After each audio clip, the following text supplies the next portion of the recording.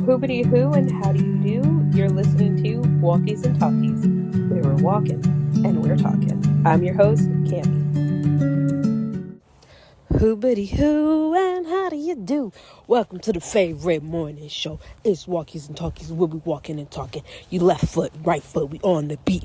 Sharing our emotions in the street is Walkies and Talkies. I'm your host, Camie, always coming at you with a fresh, fun beat. It's going to be a beautiful day. It's because you're here and I'm here and we're going to do this thing. So right quick, before we dive into today's episode, I do want to share that, hey, I got to pace myself. I am swimming in 8 feet of water and I am only 5 feet tall. That metaphor means we'll be scaling back the amount of episodes we're doing for Walkies and Talkies. Instead of 3 a week, let's space this thing out so we can enjoy our time together. Because I would hate for something that's helping you and benefiting you be gone. You know, I'm here and I'm sharing my journey and my story so that we can grow together in this walk. And it's that daily check-in. It's that time to, come back and think on it. And I don't know anybody else. I mean, you have multiple podcast people, but if it's all the same thing, we're breaking it down once a week, Walkies and Talkies, Thursdays, okay? Thursdays, yeah, they're weird, but Thursdays have sentimental value to me. So I try to take something that once was a bad thing, now it's a good thing, okay? So welcome to the show. Our theme for the next coming episodes is going to be about family. So we've got 3 episodes coming to you about the family you're given, the family you choose, and the family you make. So starting with, and also little added bonus, we will be throwing in some interview episodes. So if you or someone you know would love to be a part of the Walkies and Talkies, let me know, comment below, and let's share your story. Let's share where you are. Are you looking for hope, family, self-love, or you just want to talk about what it's like to following your dreams? I have a few slots left open. It's not really a set number, but I can't do this thing forever, so I've got a lot going on in life, and while I'm able to, let's share together. So again, if you want to be on the podcast, please comment now and we can make this thing happen while I still can. So today's episode, family, the family you come from. So according to Google, the family we come from, it's the same mom, same dad, or in another version, the people of a shared ancestor and a shared destiny, lineage, health, bloodline, DNA, the royal family. That really ain't all that royal, but that's another conversation for another time. This is not about history. It's about the family that physically made you. Now, I know this one is a bit hard because not everybody has the same family, or you have loved ones that you love. But if you didn't have them, parts of them are parts of you, so you wouldn't be all of who you are. And I will share, there have been times when in my life I look back and I laugh, where I love my family so much. Oh my God, I'll die for them. And then I was like, you know what? I don't need them. Forget them. I'm better off without them. And I don't know, this place of anger and unhealed. And I think it was just let me get my words, the accountability. I was holding them accountable for something that I wasn't even holding myself accountable for. So that was crazy, totally nuts.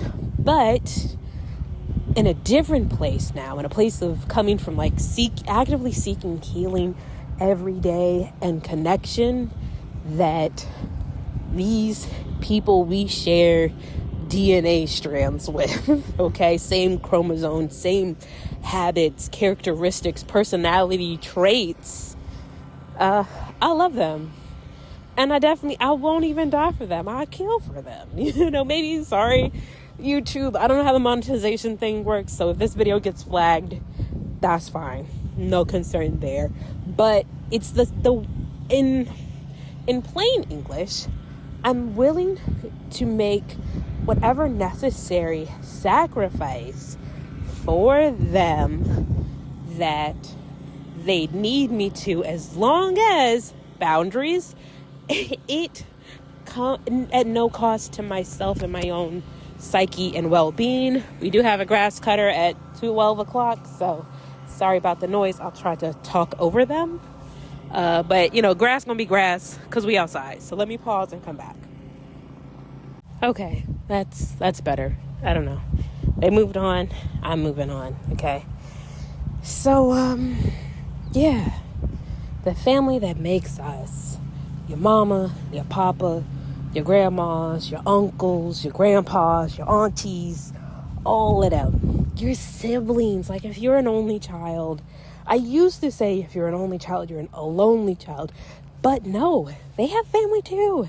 They got cousins and all those types of things. So somebody you share a DNA with. What about the adopted people? Hey, it's a little deeper than just the DNA, like the genetic code. It's who raised you, who taught you how to tie your shoes, who was the potty trainer in your potty training days, okay? Who was the person who put the Band-Aid on you when you fell and scraped your knee? And again, I just want to say clarity. I'm not a psychological or psychologist, therapist, or professional. I'm actively in therapy, but I do want to say and share that if you don't have these type of memories, if you don't have these things about the person, who do you think of when you think of mom? Or who do you think of when you think of dad? That is your family. If you were adopted, that is your family. If you were raised by your grandma or an aunt or an uncle or even an older sibling in some cases, that is your family. And the most beautiful thing about family, the good parts and the bad parts, is they shape and mold us to who we are, whether we're in a place of, healing, or in a place of, not even knowing where we are. The family helps us make these life choices that we're coming towards and figuring out. So it's a beautiful thing to have family, to have, and again, let's pause here for a minute. Family makes us make choices. If you came from a wealthy family, you make those choices to be wealthy. If you came from an impoverished family, you make the choices that are going to be the opposite. I guess what I'm just trying to say is, I'll share a story, okay? There's this person, and they were raised by a single parent, and their single parent's accomplishment is that, hey, none of my children are on drugs. None of my children, are in jail. All of my children walked across the first stage. And for some people, like, anybody can do that. But you don't understand. I think what they try to say in their telling of the story is that they're proud of the accomplishments that they had to make by themselves. That's what they did for their family. Okay, that's the second part. It's about the family you make. So if you don't know, I'm a mom of 3 boys and married to my husband going on 14 years.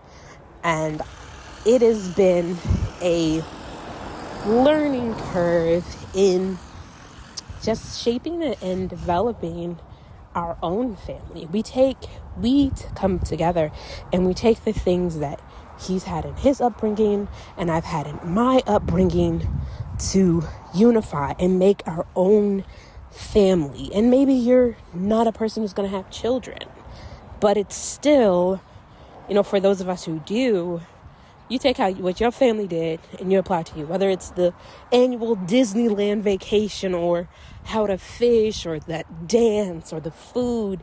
Family it's really who we are, who we want to be. It's a part of our identity that we can't just like turn off or deny. Family is one of those things where you don't really get to choose. In some realm, you don't get to choose who was there for you and who was not. It's a part of us. It's the pieces of the puzzle that make us. And for me, I love my family, and if they need me, I'm here. I try to make myself available. I try to be transparent with them. And talking about family makes me think of those who I may have hurt. We do have a responsibility to our family, and I think it's just one of those things of take the time and be present with them. It wasn't always in the words of Prince, I'll give whatever you got for you kind of vocabulary. I don't know how to put it. Oh, Jackson Street, because the Michael Jackson movie is trending. I don't know the words of it, and I've never heard that song before because I don't really listen to the Jacksons. I listen more to Michael, but that's a different story for another time. But again, it's about just being in that place, and where does the hurt lie with your family, and addressing it and doing what's in your capability and your power. You know what I'm saying? It's about apologizing, using words and actions. I used to have some relatives, oh gosh, I'm choking on air. It was having little to no communication, not knowing if they were alive or dead, not caring if they even cared if I was alive or dead, and then being mature, because you have to grow, so this is maturing, and saying like, okay, I'm not going to hold them accountable for something I never asked them to do. I'm not going to hold them to a standard that I'm not even making myself. So you know what I'll do? I'll randomly pick my weekly family connection. I call one of my siblings that I actually have a phone number for. They answer, they don't. But usually, I don't know. I'm old fashioned. So my younger siblings, they're just going to text me. And I'm working with communicating with my older siblings, but it's this weird dynamic that they're so much older than me, and they've got wisdom and life experiences and bills and relationships, and they're chasing their old dreams. So I don't know. I'm the middle child. I mean, I'm not like the certified middle, but I've been in the middle for a long time. So it's kind of a thing of like, okay, kind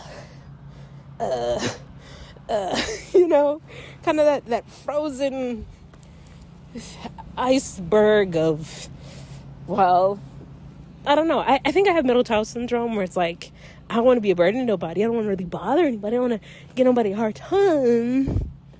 But then at the same time, what about me? But, it is what it is. And we're making it. We're doing it. It's one day at a time. It's our walkies and talkies belief. Dang, it is a heavy grass cutting day. Like, this is the third lawn care service truck I've seen in the neighborhood. Everybody and their grandpa out here on the riding mower, cutting the grass, going with the weed eater. And homeboy from earlier is back on the other side of the lawn. Like, why would you cut the far side, then the near side? It's cool. I'm hip. I mean, it's a business. Gotta make this money. Shimon. Anyways. Oh, they stopped cutting. Great. I can walk and continue talking. Sorry for that long tangent. But yes, sharing the DNA with your siblings. Have that relationship with them. And if your siblings don't rock with you, you put yourself out there. You tried to be the olive branch. Try to communicate. Try to take your own ownership. Lead them where they at. We're not about to burn ourselves out or pour ourselves dry, because they don't want to talk to us, because they don't want to acknowledge us. And that goes for all of them, not just the siblings, the aunties, the uncles, the grandparents, the people that don't call and check on you. You did your due diligence. You made the first step. You call them, try to reach out, take ownership for any type of actions you have. So at the end of it all, when the final chapter, when the epilogue of your story is done, well, I guess it really wouldn't be the epilogue. The epilogue is what happens after you're dead. Okay? It's when the final chapter is done, you're moving on with your life. Okay? It's over, and you grow, and that's it. That's a piece that they have to find for themselves. So that's it. It's not a big thing. So I'm gonna go ahead and drop our question. Do you got a good family? If you can rate your family, no. Ooh, no, absolutely not. Now that I say it out loud, I think that is terrible, because you shouldn't rate your family, because everybody's flawed. We're not even perfect. If I gave myself a rating 3 out of 5, I'm giving myself a 3 out of 5 for family member. I definitely could do better. I definitely could try harder, but I'm just going to say it. Let's say it a different way. What about the family you're making? I don't know. I'm struggling. I'm grasping for straws for air. Let's do this. Let's focus on the good. A good thing that your family has contributed to your life. My family, for me, a good thing my family has contributed to my life is they are supportive of me as an individual, as a creative, as a comic book creator. My younger siblings, shout out to younger siblings, because they will gas you up every time. And I love that. I've got younger siblings, they're like, yes, I need to get that book too, and I need to get that book too, and I need to get that book too. Or they're bragging. I got one younger sibling's like, yeah, I'm always bragging about you. What do you mean? We haven't talked in years. And that's just my oversharing. Sorry. Sometimes verbal unfilteredness, but again, story's still the same. I wouldn't be me without them, and maybe that's it.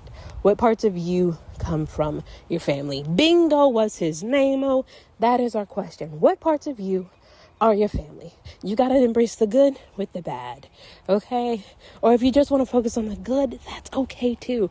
So parts of me that are my family. I like food, okay? And this might just be everybody, but my family, we eat. We eat and we cook, okay?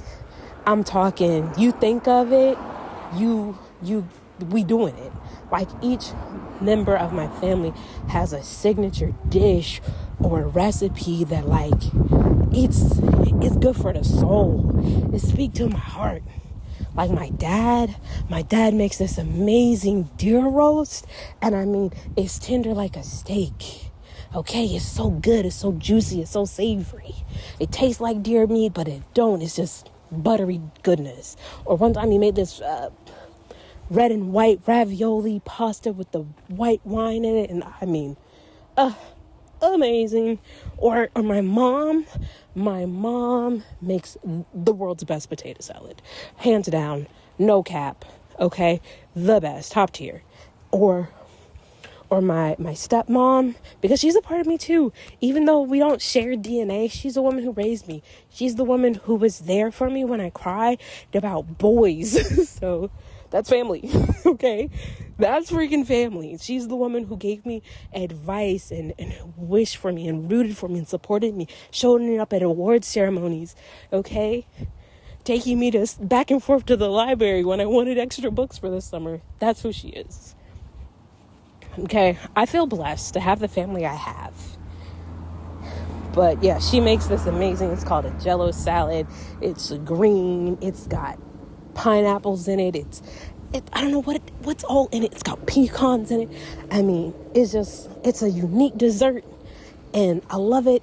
And it's 10 out of 10, recommend. That's what we do here. Even my own siblings, they cook. I've got 2 sisters. Both of my baby sisters can cook. They're the best chefs in the world. One is a patissiere, and the other, is a culinary genius. Okay?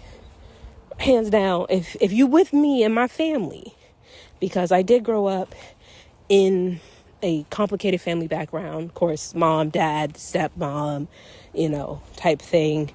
But it's about that despite all of that, like that didn't mess me up as a person. It shaped me into being this unique being, an enigma, as I call myself, and so do others. Okay. And we love it. It's a beautiful journey. It's a beautiful interworkings of my being, and I love that. So yeah, that's cool being me, and I wouldn't be me without them. So family, dear family, if you're listening, if you're tuning in, I thank you for the memories, growing up together, doing life together, even the extended family, if you're tuning in and listening. All we have is all we got. We are all we got. That's saying a lot.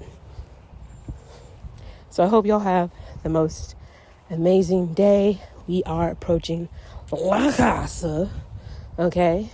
And so how we end our viewer question, we repeat it one more time. Your memory of your family, they're the people who shaped you. How have they shaped you to be the person you are today? And last but not least, gratitude erases negativity. Okay? We always end our show with what we're grateful for. So number one, I'm grateful for the time to reflect on the family I was given. I'm grateful for the family I was given. Okay? Number two, I'm grateful for showing up today. Doing a lot of new things and embracing a lot of changes and challenges. But thank you all for every step, every action, every part of this journey. And last but not least, I'm grateful for you. Thank you for showing up for yourself today, being a part of the Walkies and Talkies. Last but not least, announcements. If you would like to be featured in the interviews of Walkies and Talkies, I'd love to have you. Comment below. See you on the next one. Stay tuned. Stay blessed. Love you always.